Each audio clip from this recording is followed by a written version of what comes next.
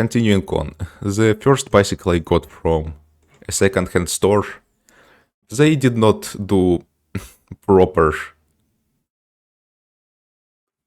tube and tire changes. Like, for the price of it, which was like $210, like, I can find a junk bike for much less than that in a similar condition and repair it myself nowadays. I guess before that I didn't have the tool, so, and I did need it urgently, so it is a decent offer. The work hours are expensive here in Sweden, so, well, you do get paid well, you need to pay other people well as well, so it is what it is. I did go to Biltema and bought like two $10 tires, and they got like racing ones for the funnies. And let me tell you, it is very funny. It was pretty fun to ride, but I do prefer the off-road ones because they make like a noise. These are just silent. You like they do like car tires. Also, you can't really do gravel shortcuts on them. But they do feel a little bit more efficient to ride. But it doesn't really matter because I don't ride that much.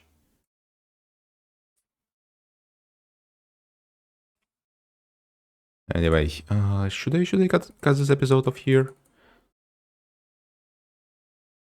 Sure, why not? Alright, now for the third bicycle. This one I went on a local second-hand website, Blocket. And it was in a slightly different city. I could get there by the commuter train. It was like, I'm in Stockholm, it was in Uppsala. So it's like an hour ride by the commuter train. But this one has a full suspension actually, and it's a Biltema one. Where I buy all other parts. So very, very, very funny coincidence. But these Y-frame designs, they don't make them anymore because they were kinda crap. What's it, another term? Unified rear triangle? Like all the drivetrain is on one triangle in the back. But the problem with them is that, first of all, when you pedal on them, they bounce up and up, up and up, up and down. And also, like, the height to the pedals changes slightly to the saddle. So their suspension is not super great, but if you are riding around the city instead of jumping mountains, like, it is fine. I do like them for not for their crazy performance, but for geometry, because like these are very unique looking. Modern full suspension bicycles look more like normal bicycles. They're boring. But anyway, yeah, just took it on the train. And before that, I pumped up the tires and just rode around for a bit around Uppsala. It was pretty fun. The tires were like they had some small holes, but they could hold air for multiple hours just fine. And into the basement it went. Until later repairs. Let's see. Where is it? Where is it?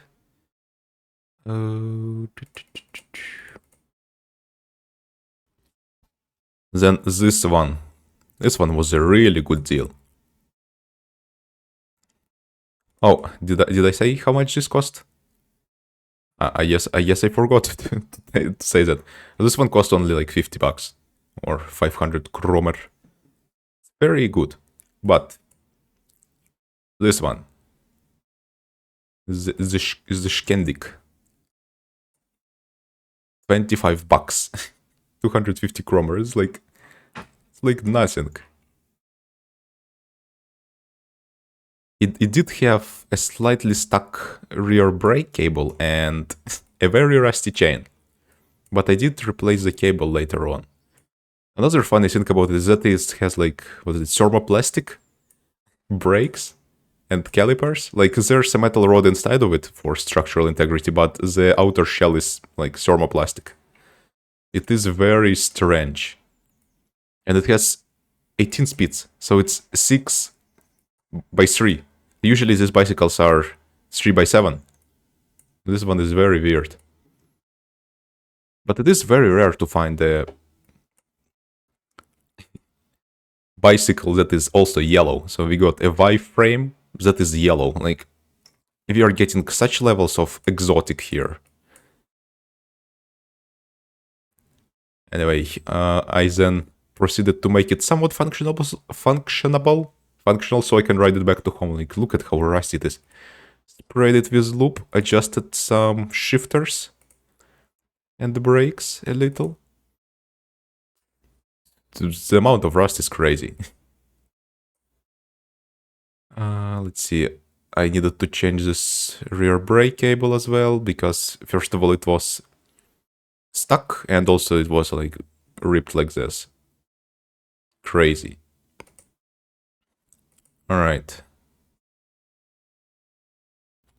So since the Biltema bicycle was closer to being functional than the yellow Scandic, I decided to just move the mud covers around. It wasn't really that necessary. There wasn't much rain back then, and if I rode on a bicycle, I wore waterproof clothing anyway, because I rode it to my job where I ride cargo bikes. So, like on my bicycle I use nowadays, I didn't even bother putting mud guards so far, and it's been fine. Let's see, I also needed to change some inner tubes on it, because they have a bunch of holes in them, because of course they do. Also, the freaking stand on the Biltema bicycle broke off. It was pretty crappy, like it did not really support the bicycle, it just went straight down instead of to the side. I think I did try to bend it slightly to the side and then it broke, so... But it is pretty crappy. I do not miss it. So basically I took off the stand from the yellow bicycle and slapped it here. Now the discovery I made is that it turns out the front suspension on this one is stuck. The suspensions on these ones are not like pneumatic, I don't know what they have inside, like rubber springs. They are mechanical, so I would need to disassemble it. I did not really have the tools to remove the head tube and stuff, but I do have a toolkit nowadays, so that's another thing to do in the future. Because again, I acquired the tools for this bit by bit as I went. Another funny fact about this Biltema bicycle, it has rim brakes on the back, but a disc brake on the front. That is very funny. Alright, what else do we have? Oh yeah, funny thing about the yellow Scandic. It has mismatched pedals. Why? Like, how does it even happen?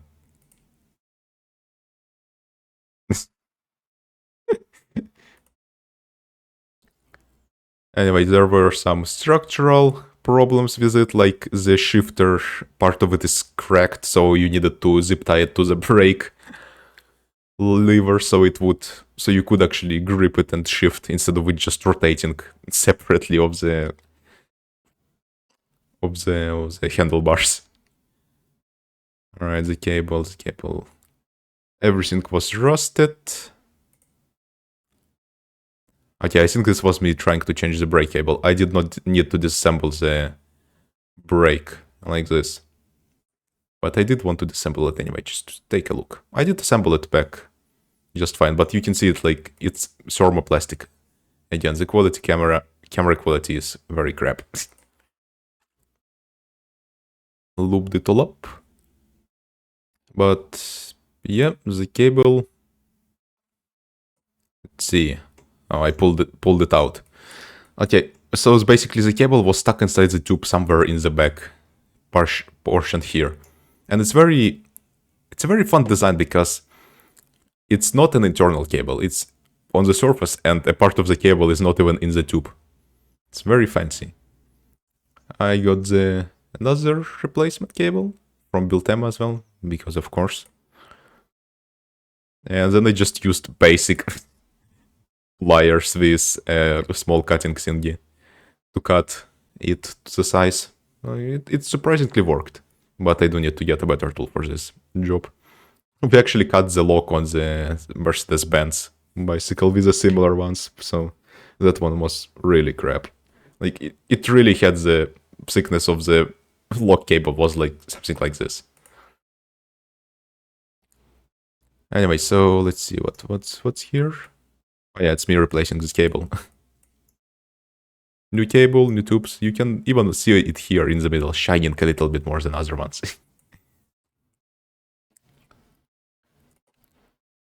Let's see. And then it worked. Very great. Let's see, what else did I do? I put the mud guards back on, I think. Even attached this cheap flashlight. Fancy schmancy, retro-styled one from Build Time as well. The tires, the inner tubes were crap. Because of course they are. And they had like, what is this? Dunlop? Yeah, I think these are Dunlop valves, not Presta. The good ones are Schrader. The rim tape inside the rims. If you don't know what the rim tape is, it's a tape inside the rims. It protects the inner tube from getting scraped by like the spoke ends and other stuff. But yeah, it was dried up, so we got the new one from Build Time as well. Because of course we did. The basement got real messy that day. We got some new tires from Build Time as well. For like $10 each. So cheap. Yippee. Look at this fancy schmancy pattern. 26 inches by 2.10 inches. All of my bicycles are 26 inches. It's a perfect size. Not too small, not too big. Very, very accessible because a lot of old bicycles have that. Like the 29 inch and other stuff is more of a new bicycle thing. And when I did used to borrow one, like it was hard to park it and just move it around stairs and stuff because it's just so big. These ones are much more much more usable for city commuting. Anyway, I did manage to install the tires back on eventually. I am not great at doing that, but I did get better at it recently. I think how you do it is you just put one edge of the tire. I will just show it on pictures in the future. Because this is not the method I used here. I, for some reason, tried to put both edges of the tire at once on the rim, and that makes it a lot more difficult. Like, you would usually want to put one edge of the tire first into the rim, and then another one. It makes it much easier. And you would want to have some sort of special tool for that as well.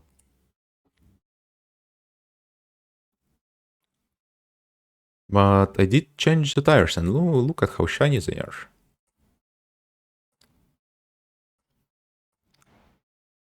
Ooh, new brake cable.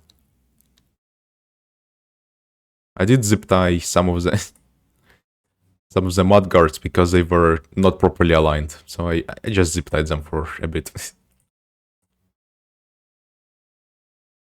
Let's see. Ooh, look at how fancy this tire is. Oh. Now, spoilers for the future. I did not properly check the brakes. So this is what it's leading up to next. Yep, I smashed it to a freaking light post. And bent the gears, like, immediately. So that was great. So after repairing the bicycle, it just became unusable again.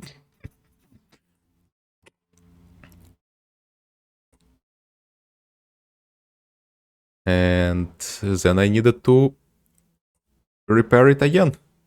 And align it properly. Oh, what the... Like, some of these parts were very loose, so one of the brake pads just fell out straight up. Like, I thought I tightened them up, but I guess I didn't. Yeah, I should check. I should have checked it much better, and now I do. Now I check the brakes so well, and also brake well in advance. But anyway, I needed to change the all the mechanism, the gears here. And so I did get the tools for that, and I did swap them over. This is part of the tools that you used to pull stuff out, like very specialized. So you put this part in, then you put another part in, and then you screw it in, and it just pushes it out. It's hard to do it otherwise because it is very well in there. And then I just took the gears from... What is this?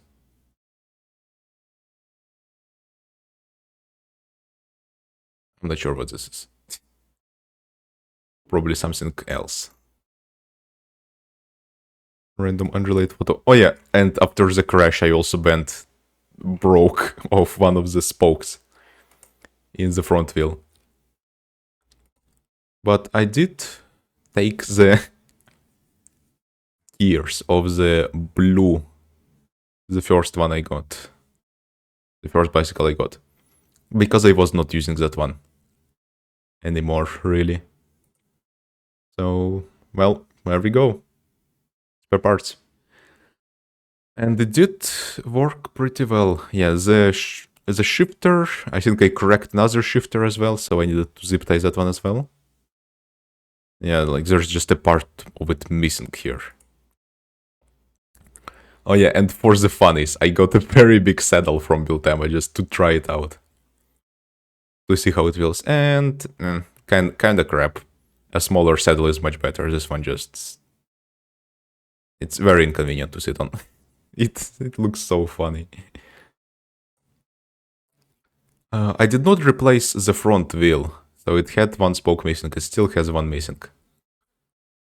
I just got a bunch of accessories because for the fun, it's like I got a horn, I got a football ball bell. This was just a ridiculous bicycle, pretty much.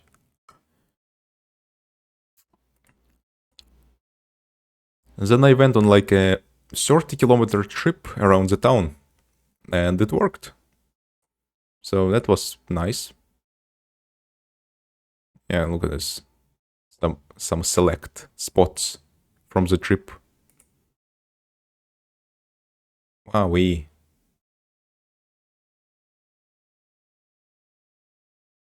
It's pretty nice. Pretty nice city when you're not nearby highway. Because highways always ruin everything. Some big, very fat chickens. Water chickens. Geese. Ducks. Geese. I don't know. This is crazy. You just have random animals just walking around the city. We have deer, we have rabbits, just... It's crazy here. Found this sign to someone's private property. It was so ridiculous, I needed to take a shot. Visited the big antennas. What is it? The Nakas Andaren? Or however they are pronounced. I went as far as I wanted. Not wanted. As far as I could. Because after that, like, you have to contact if you want to. Within passing till radius contact blah blah blah. I think. But just don't go in there. Is it even legal to take a photo of this? I don't know. Big bot. Wowee.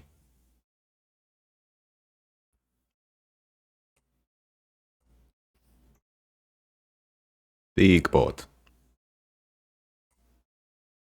We got the... What's this called? I don't know. But we got the fun park. To have fun. We got a massive crane over there. Wow, that is a massive crane. What the hell?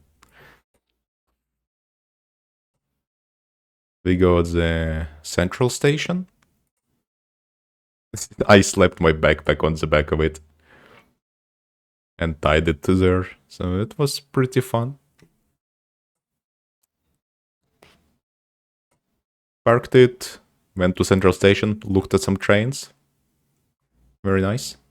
Again, all of this is on the $100 phone, Motorola G06. I think that's the model name. So if the lighting is right, then the photos are quite decent.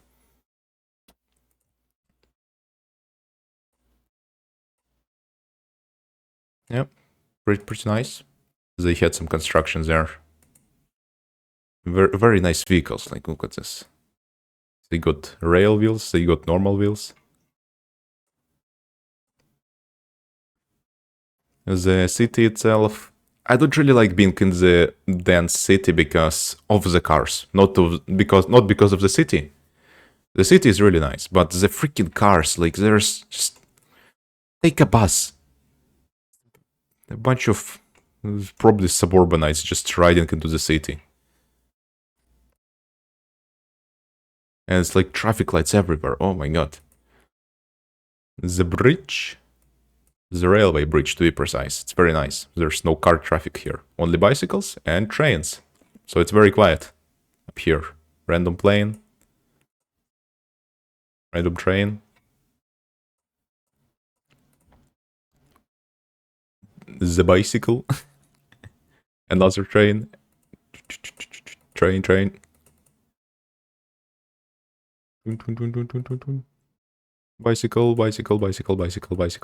Bicycle.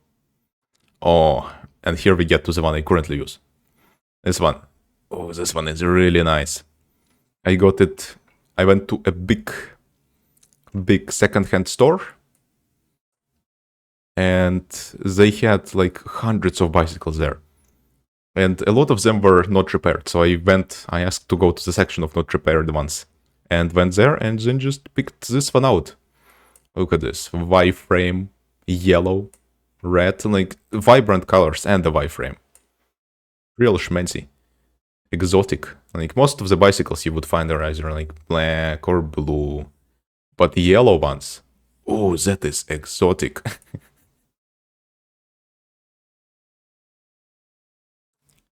And basically I just rode it back home while holding it by the stem here. Is that what it's called? I think it is.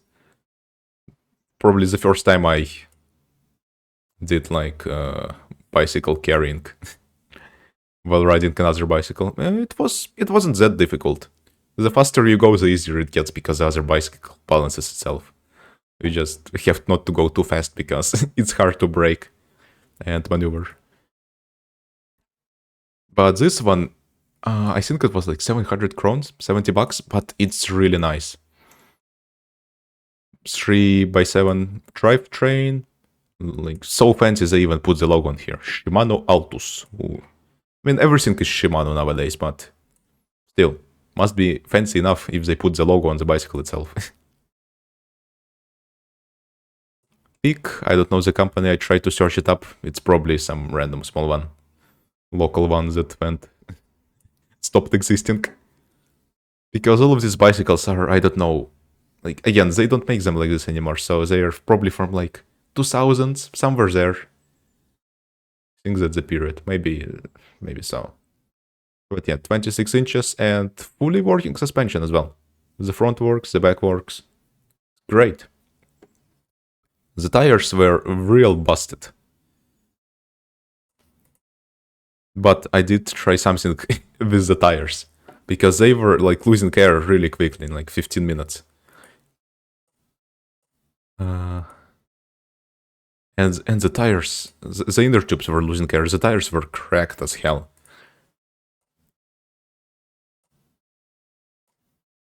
So I lubed it up, I cleaned it up. I used a metal sponge this time for some rust on some bolts. It's quite effective at removing it, so I'm going to do that on other bicycles as well, I think. And I got the tire fix solution, where it just pumps up and puts some like sealant inside the tire, the inner tube, to hold the air better. And even on tires like this, on this ones that were super cracked, it worked decently well. Like they could hold air for a day, maybe. So 15 minutes to a day on this, pretty good. But that's not the end of the story. It gets funnier later on. Anyway, what else? What am I shooting a photo of here? Oh, I think it's the red bicycle that I was borrowing from my brother, and I needed to check. It did not want to go into the third gear on the front. And like it has a freaking leaf shifter. But basically there was a bent part, and well, there is still a bent part in there.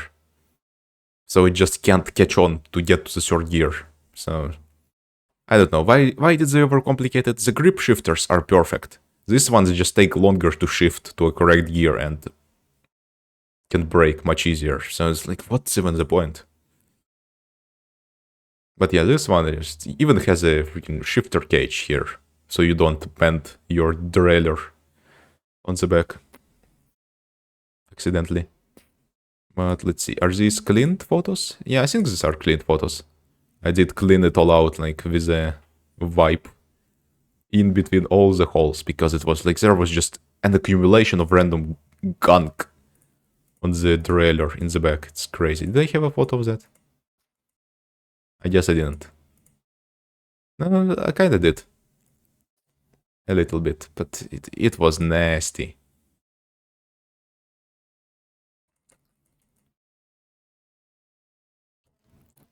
And the gears were even somewhat aligned, so like just minimum tuning was needed.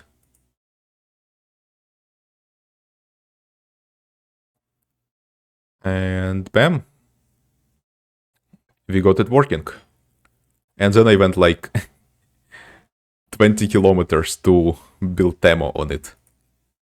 For the hell of it. Now, it was a little bit of a mistake to do it on these old tires.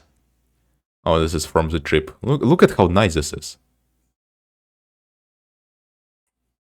It's random location on the trip to Biltema by bicycle. But anyway, the tires were real bad. Like they had random lumps on them and stuff. So they were quite bumpy. So I barely made it to Biltema. Like on the last few kilometers, the tube started leaking so bad. Like the tires were cracked as well. So the sealant was just leaking through them. And then on the last like kilometers, the freaking rear tire just popped. It like literally just popped like audibly, but much louder, like a balloon exploding. Not the tire, the inner tube. But I did go buy the parts I needed, and then I proceeded to change the tires and inner tube and everything right outside the Biltema. So it was fun. The rear, or is it the front? Looks like the front. The front rim was just missing rim tape, and this is why you want to have rim tape. Like, look at this, quite sharp parts here. You don't really want the touching inner tubes. So I put rim tape there. Oh, did I not take a picture of me putting rim tape there? But yeah, I did put rim tape there. I did put the tires there. It's real nice. I had this small, tiny pump. It takes so much time to pump your tires, even like to the minimum recommended pressure with these big ones. It's crazy. Like, it just was 5 minutes of jerking the pump to get it done. It's crazy. But yeah, I did clean the rim, put the rim tape in, put the tire in, like you see one side first of it, and then another. And then I just managed to pack everything up. I got some bicycle bags as well. But yeah, and then I just went back another 20 kilometers home like that. So that was fun. Another shot of the field, even better this time. Look at this power transmission lines in the distance. Ooh, schmancy fancy. Probably one of the best photos I have. Very picturesque. And just look at how nice this bicycle is.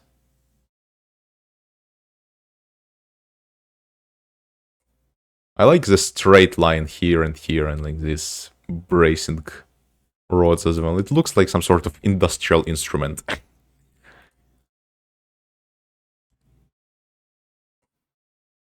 I caught a train on camera. Alright, you don't get the audio. Let me just...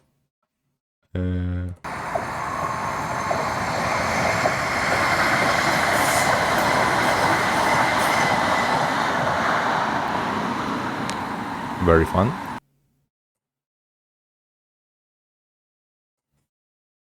And then I arrived home. It started setting the sun.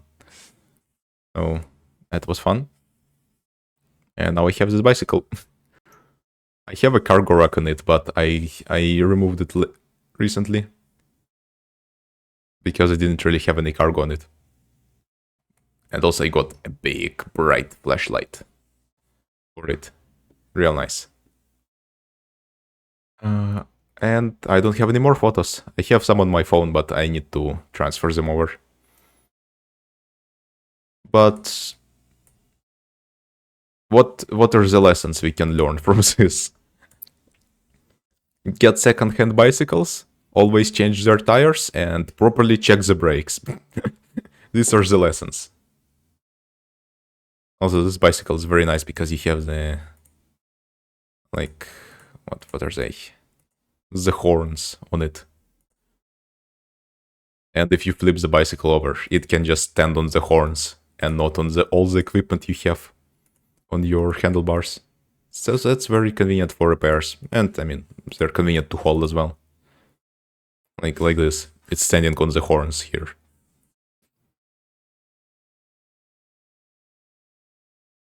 But yeah, I just use this bicycle now. Other ones are rusting down in the basement, so I have to get to them and fix them up. I think what I'm going to do is the first bicycle I have, I'm just gonna strip it for parts. Oh my god, so many photos. If I hold it quicker. Ooh, epilepsy warning.